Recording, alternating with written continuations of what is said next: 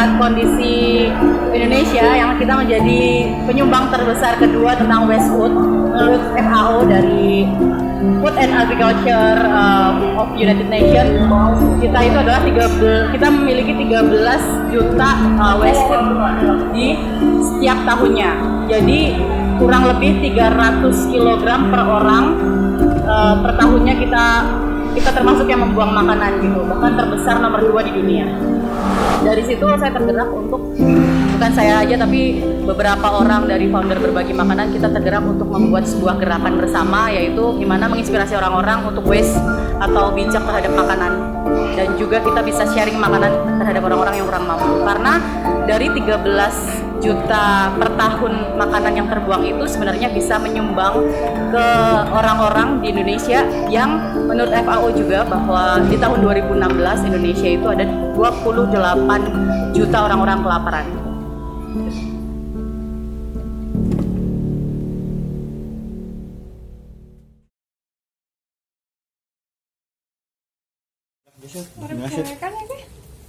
Misal TV yang bisa tuh. Seorang diri enggak.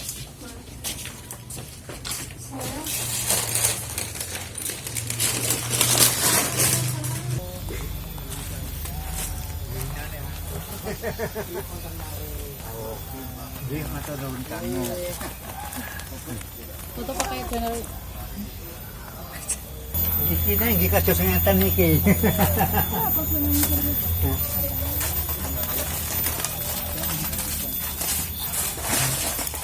Mbak ya sudah bikin apa Mbak? Dari nek sare tong pundi? Menurut sare saat anggar pun kerasa arif biasa geletak-geletak.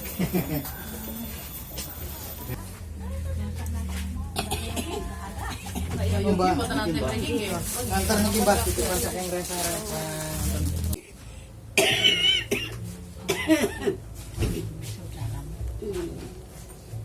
Ini kabinnya sampah Mbak. Untuk relawan sendiri dari Berbagi Makanan, awalnya memang hanya yang ada di dekat kita, jadi teman-teman kita. Tapi baru belakangan ini kita coba open recruitment, dan kita membuka untuk relawan wilayah, karena kebutuhan di Banjarnegara ini kan ada sekitar 6 titik yang memang berjauhan, tidak hanya di kota. Jadi ada Banjarnegara bagian barat, ada Banjarnegara timur, selatan, utara. Tuh, kalau relevansinya sebenarnya karena terjadi jumlah yang begitu banyak, hampir setengah dari jumlah makanan yang kita buang. Padahal dari 13 juta per tahun makanan yang kita buang itu bisa disumbangkan untuk orang-orang yang kelaparan. Jadi relevansinya adalah dari jumlah yang ada tentang angka kelaparan dengan jumlah makanan yang kita buang, kayak gitu.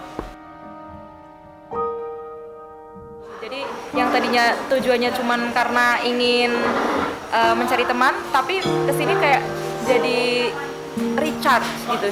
Kayak kalau misalnya lagi suntuk atau misalnya lagi merasa butuh suntikan rohani gitu, ini tuh kayak suatu yang bisa membuat kita lebih bersyukur, datang ke mereka, terus ngobrol, berinteraksi dengan mereka. Itu malah sangat-sangat menginspirasi, membuat hidup saya sendiri pribadi juga menjadi merasa lebih bersyukur daripada yang saat ini.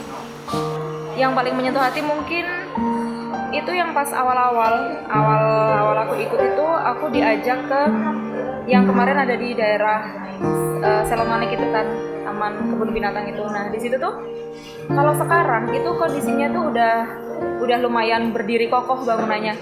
Dulu itu benar-benar mau roboh, bocor.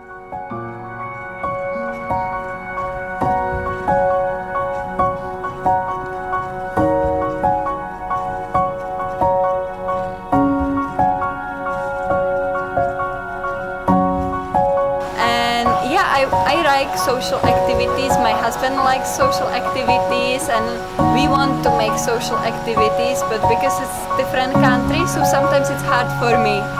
So if I know a project which is running well, yeah, I want to know more about this project to get the inspiration And yeah, sometimes it's hard to be volunteer and to do social activities. So I think it's nice if people share together to motivate each other, just like this. There are so many Czech people who are helping in Indonesia and who try to contribute because maybe we feel Indonesia gave us home, so we should give something back to Indonesia, maybe like this. Economy in Czech is better than in Indonesia. We don't have so many problems with food and yeah, with basic stuff. So they can feel that they appreciate their life more because Czech culture is about complaining. Czech people like to complain. It's like our hobby. We are always not happy.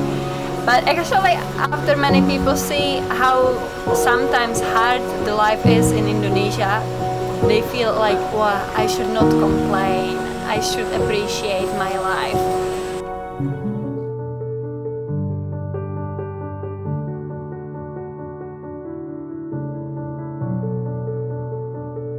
Nah, alangkah baiknya yang namanya platform media sosial atau digital kayak gitu tuh gunakanlah dengan sebijak-bijaknya gitu.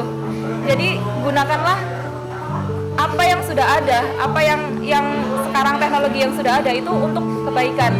Seperti kayak misal melakukan hal-hal yang menginspirasi terus dan menyebarkan melalui media sosial mereka kayak gitu sih.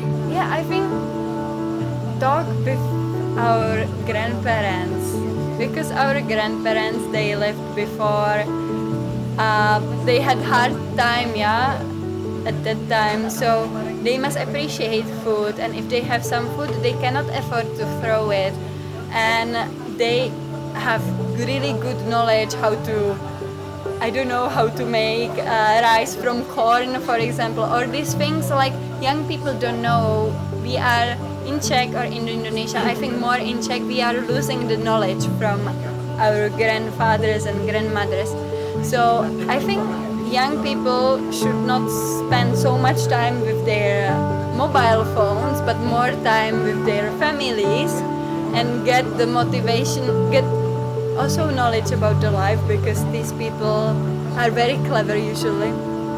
And also about food, this is great inspiration how to learn cooking something different, how to make spices, and we don't need to buy the bumbu goreng, nasi goreng like this because we know how to do it. So yeah, don't spend so much time on mobile phone, spend time with your families and learn from them.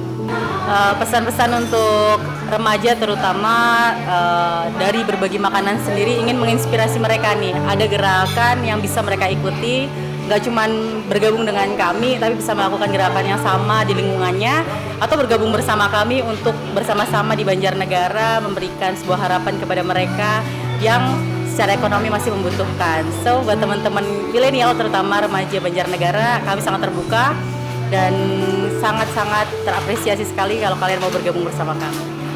Lakukan yang terbaik dalam kehidupan. Yang paling penting adalah dengan berbagi kita tidak akan kehilangan apapun. Dengan berbagi kita akan menjadi orang yang sangat bersyukur dan sebaik-baiknya manusia adalah yang bermanfaat bagi orang lain.